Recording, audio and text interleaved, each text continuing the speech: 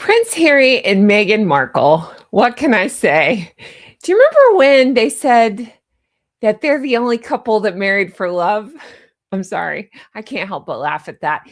They left the royal family supposedly for freedom, mention of love, things like that. And it was all supposed to be a fresh start in Montecito. Well, what if that fresh start is actually keeping Harry trapped in the past? What if Harry's lack of brain is keeping him trapped in the past? But Daily Mail columnist Amanda Patel just dropped a bombshell question. Is Harry's inability to move on from Diana's death rooted in his marriage to Meghan? Now, I'm going to go ahead and tell you this article is juicy. So I'm going to get into that. I'm going to get into the responses to the article.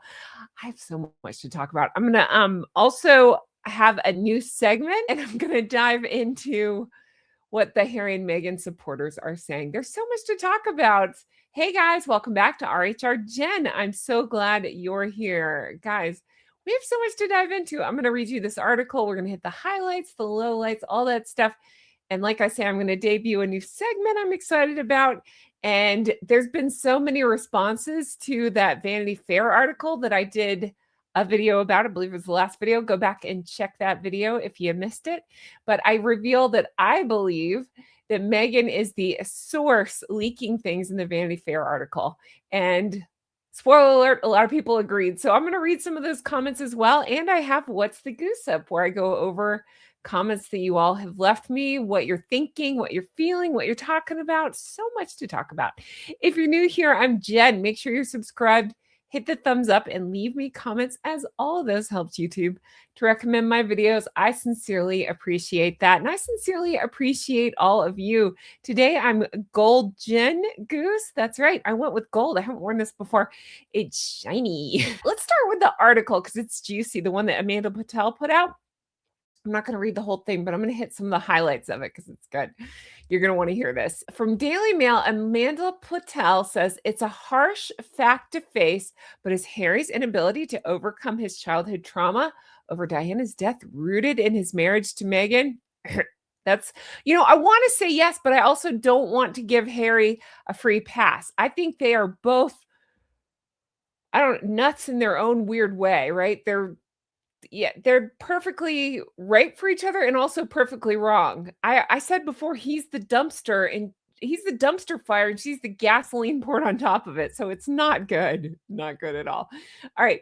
So she talks about how the male psychiatrist, Dr. Max Pemberton, had a column that came out. And in that one, they ask why Harry should ask himself, why is a man who portrays himself to be so kind still so full of vengeance? I thought that was an excellent question.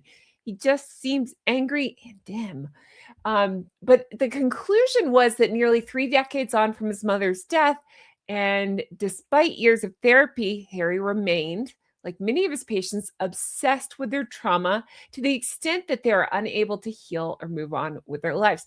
That begs the question, and I'm asking you all, do you think Meghan was aware of that and exploited that? Let me know in the comments. All right, continuing on. Don't worry, this gets juicier. Which, sad as I feel for Harry, excuse me, made me think, why hasn't William suffered the same way with unresolved grief? Why isn't he a bitter and angry man raging like a child against the injustice of the world? And clear as a bell, the answer came to me, because he has Catherine.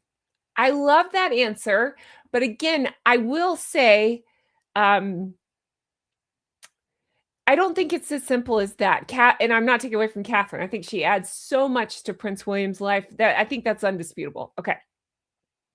But I also don't want to let Harry off the hook. I've been through trauma. You've been through trauma. I think it's a part of life. We all go through serious, significant things, life-altering things that you don't recover from, such as the loss of a parent, loss of a sibling. It's loss, it's grief, it's horrible. Tragedies, things like that. And we don't get a free pass. We don't get to act like Harry does. We don't get to go through life like this. So while I do think that Meghan brings out the worst in him, I think the worst is already in him. She just doesn't help with things. So there's that. All right, continuing on. Harry, on the other hand, does not have the support of an extended family. He married a TV actress. That's kind of giving her, that's being gracious with her title, um, who refuses to speak to her siblings or her father.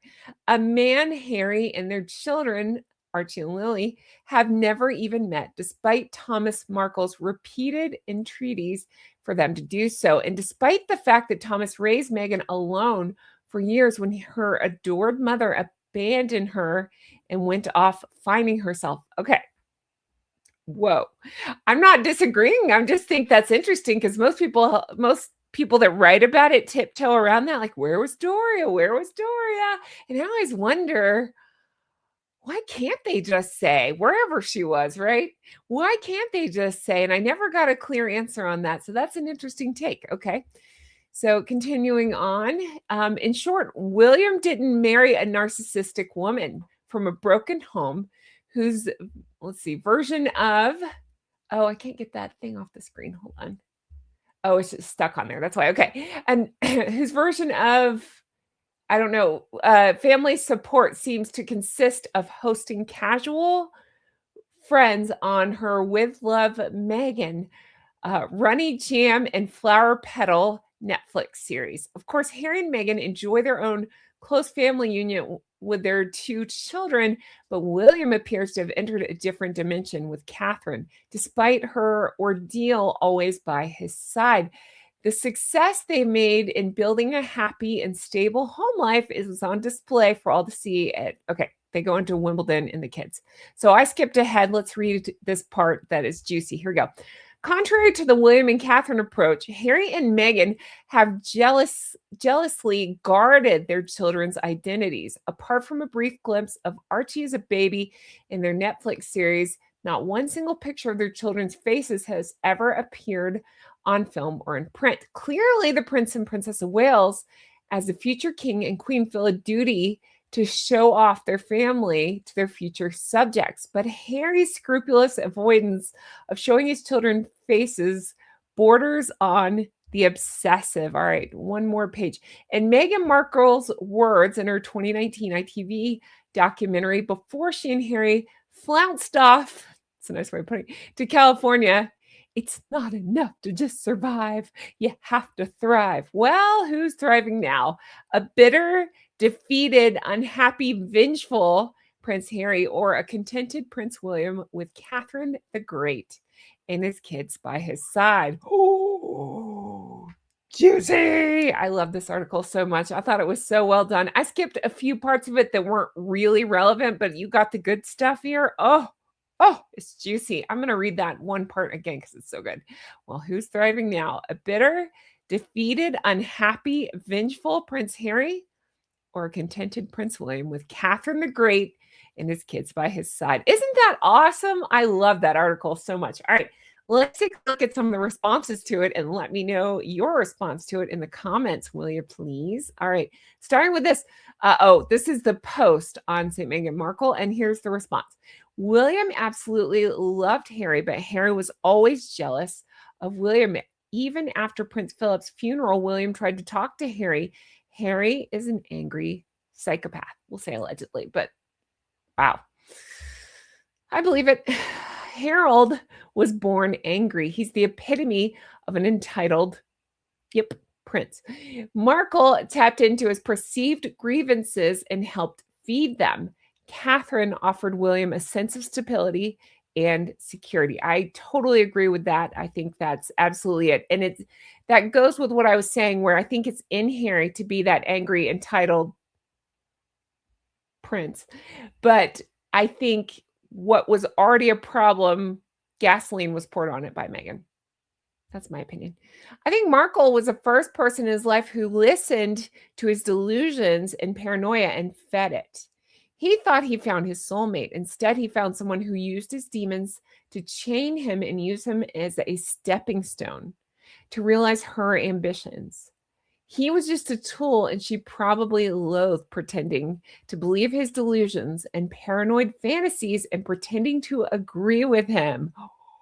He was just a mark to get her to be a billionaire. Unfortunately, she's so unlikable, devilish, and demented that no one likes her. And so, despite the myriad of opportunities, is stuck with him if she wants relevance. A match truly made in hell.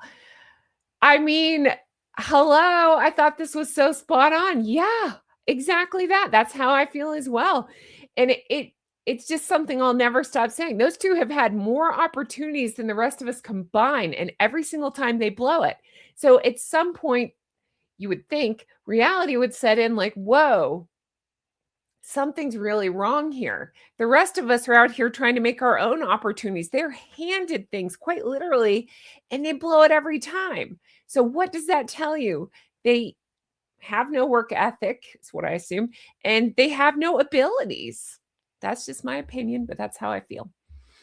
Let's see now an ambitious but not very talented woman determined to be a celebrity hastily woos and marries a not too bright, heavy drinking substance prince with a massive chip on his shoulder. She thinks that being the new Diana will be easy because the old Diana make it look, I don't like saying old Diana, the original, the only Diana, right? Made it look so easy. All she has to do is be rejected by the royal family. Let's see, confirmed from Valentine Lowe and Cordia's verbatim quote from actual palace employees who were burned by her. Meanwhile, the stupid prince is excellent for leverage, opportunities beyond her wildest dreams, etc. After all, celebrity monkey branching has been her stock in trade for years now. What could possibly go wrong? Everything when you have nothing to back it up. All right, so those are the comments from that article. There's something else I want you to get your eyeballs on. So in the last video, I talked about that Vanity Fair leak. I wonder who it was. Meghan. I think it was Meghan. Anyway, I talk about that and how I believe it was Meghan and all my reasons why, and I go into it and show it. So if you missed it, go back and watch that video. But so many people are still talking about that and talking about how you absolutely agree, think it's Meghan. I wanted to look at some of the comments from that because they're pretty great. Let's take a look. Starting with, let's see, let the leaking begin. Okay, let's read some of the comments here. They're spinning Camilla's inclusion as if she didn't dare miss the excitement of the visit. I thought this was such a good point. Okay, so when I covered it, I talked about that they made a big deal in the Vanity Fair article to say Camilla raced over and didn't tell. They said her family. I took that to mean her kids, whomever is in her household. Okay. Or around her. I didn't even think about this point. This was such a good point made by a splendid address. And that is that makes it seem like Camilla was starstruck or excited to be around them. I don't think so. No. I think that's another chance for Harry and Meghan, if they were the source, which I believe they were, to jab at Camilla. They jabbed at William and Catherine in the second sentence of this article, and then they jabbed at Camilla. So that to me says there's more proof that is Harry and Meghan behind this article. After spending days and weeks, months and years lobbying for this visit via the media, it was somehow so secret that the heir to the throne did not know about it. Sure, Harold.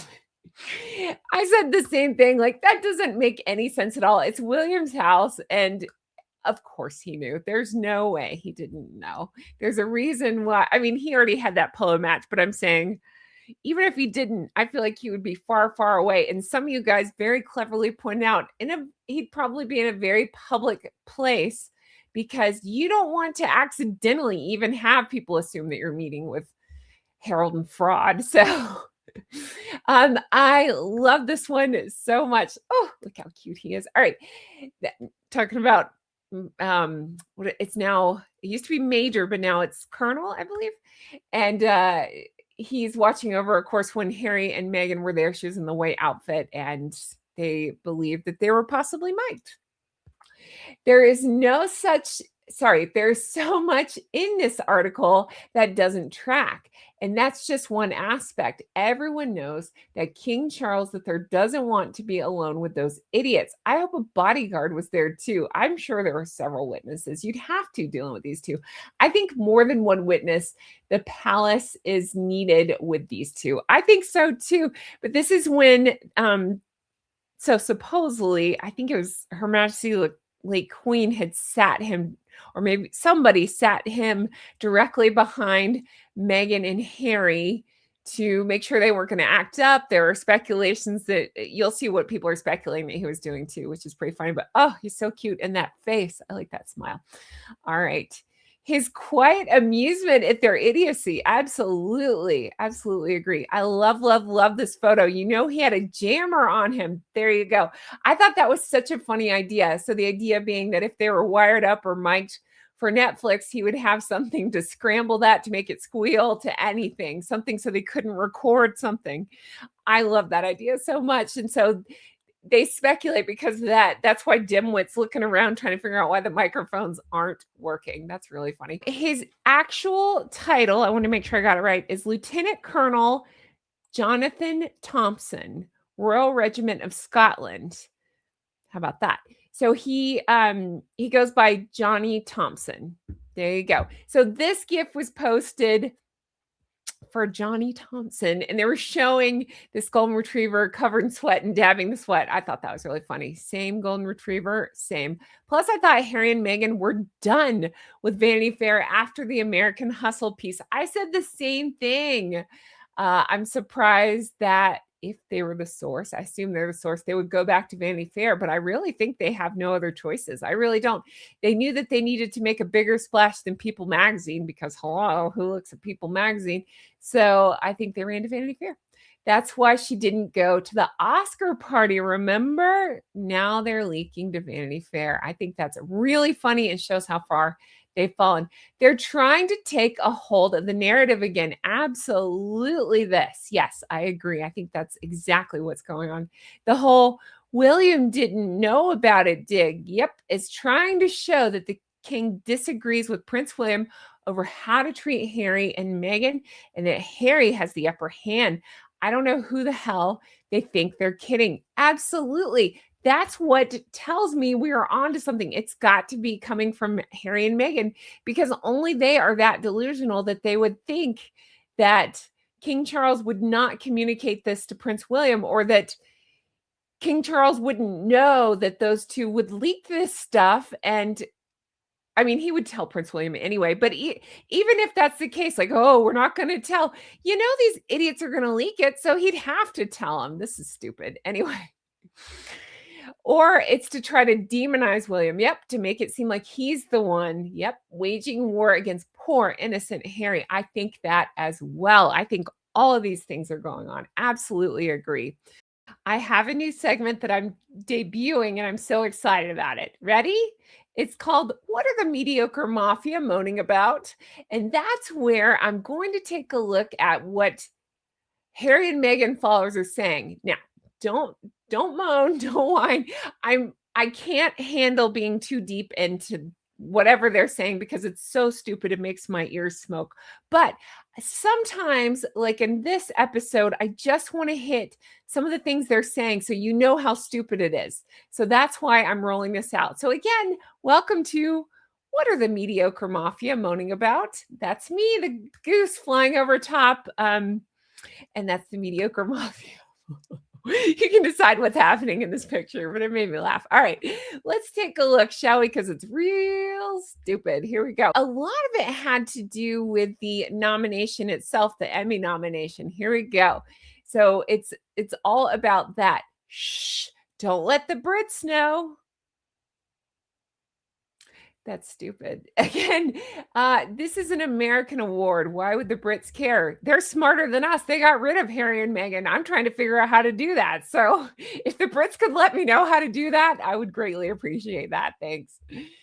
Ooh, but it's so boring and terrible. No one in Hollywood likes her. LOL. What's funny is that's true. Look at any of the ratings. Look at any of the reviews that have come out. Even pro Meghan pieces have said that show was terrible, absolutely terrible.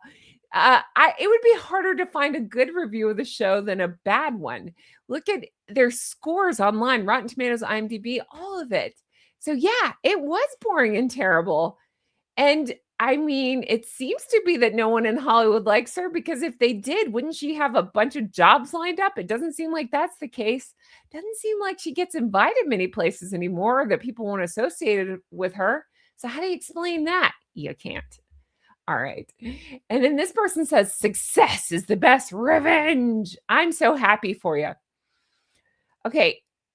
How do you define success? Because having your show canceled, having horrible numbers from what I could see, website traffic wise to her shop. I mean, if the stock, the behind the scenes of the stock was true, it doesn't look like she's selling much stuff. So I don't understand how you define success. They define it as working an hour a week. So what? Oh God, to be that delusional. Proud of Meghan. Oh, I'm proud you spelled Meghan correctly. Most of her followers can't do that, which I find very funny. All right, so now I want to take a look at what's the goosip, where you all leave me comments and look at those. I'm going to go ahead and tell you these are some really funny ones that I got. A lot of them, again, have to do with the supposed Emmy nomination. I'm sorry, let me clarify. Daytime Emmy nomination. So many people said you really hope one of the animal shows get it. So do I. All right, let's take a look and see what you all are saying, because you really gave me a laugh with these. Here we go. Starting with this one. Liz Cat Fan says sunset Auburn nuts. And if you're like, what? That's because Dum Dum Harry said, I'm not ginger, and then called himself Auburn.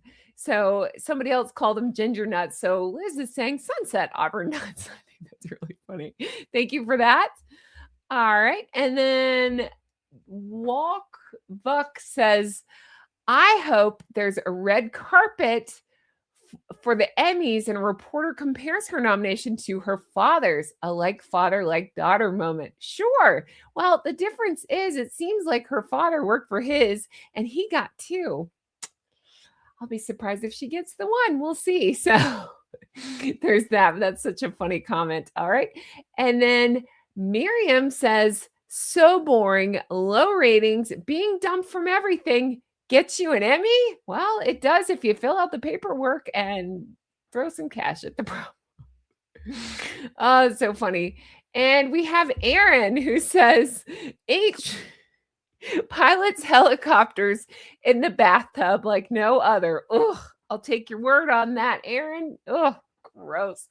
Anyway, that's going to do it for What's the Goosip. Leave me your comments and you might get picked for an episode coming up soon. Thank you to everybody who leaves me your wonderful comments. I appreciate them so very much. I truly do. That's going to do it for me. I hope you all enjoyed this episode as much as I did. I really had fun with this. I enjoyed that article very much. Let me know your thoughts on all of it. And I can't wait to bring you more stuff like this soon. I hope you all have the best day and I'll talk to you again. Take care. Bye-bye. Hello. Today I'm golden. I just want to do this in front of the lights. I had one person tell me that my gold necklace with the little I don't know, coins at the bottom was too gold. And I'm like, there's no such thing as too gold. I love being a golden goose. Look at that. And I'm wearing my snake earrings. I look like a James Bond character, hopefully. I love that. Anyway, let me know your thoughts on all this. I've had so much fun. I hope you are too. And thank you to everybody. You're leaving me the best comments saying you love the glow, you love the new presentation style, you love the channel. Well, I love you all. Thank you for everything. You mean the world to me and I appreciate it. And I hope you all had the best day. I'll talk to you again soon. Bye-bye. What should my Bond name be? Leave me comments. Or what would your Bond name be? What did I just say? Bond name be? Anything like that. Anything James Bond. Leave me in the comments. All right. Take care. Bye-bye.